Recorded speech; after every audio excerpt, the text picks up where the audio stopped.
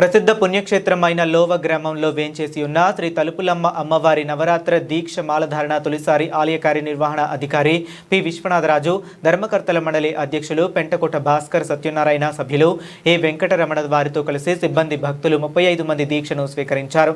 ఆలయ వేద పండితులు, అర్చకులు లోవ శ్రీ తలుపులమ్మ అమ్మవారి దీక్ష నియమములు, విధి విధానాలను, శరణుఘోష, పూజా విధానము, దీక్ష స్వీకరించి వారికి వివరించినారు.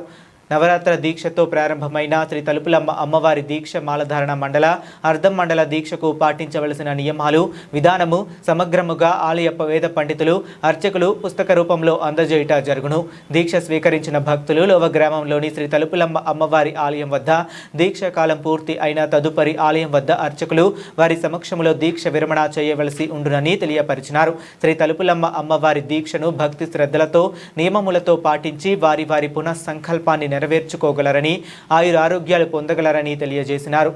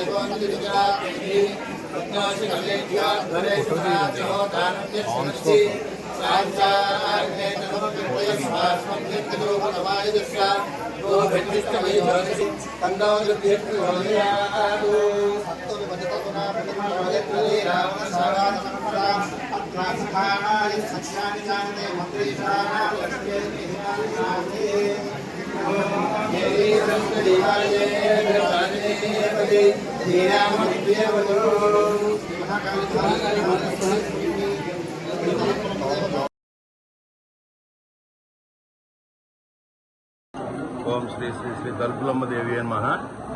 ఈరోజు శ్రీ అమ్మవారి సన్నిధిలో తొలిసారిగా అమ్మవారి దీక్ష చేపట్టాలనే ఉద్దేశంతో ఆషాఢ మాసం అమ్మవారికి చాలా ప్రీతికరమైన మాసం కాబట్టి ఈ నెలలో దీక్ష చేపట్టాలని మా పండితుల సూచనల మేరకు మొట్టమొదటిసారిగా ఈరోజు అమ్మవారి నవరాత్రి దీక్ష చేపట్టడం జరిగింది. ఈ రోజు నుంచి 9 రోజుల పాటు ఈ దీక్షా కార్యక్రమం నిర్వహించి 10వ రోజున పూర్ణాహుతితోటి ఈ కార్యక్రమం ముగుస్తుంది. అలాగే రెగ్యులర్గా మండల, అర్ధ మండల దీక్షలన్నీ కూడా త్వరలోనే ఒక షెడ్యూల్ నిర్ణయించి భక్తులందరికీ తెలియజేయడం జరుగుతుంది.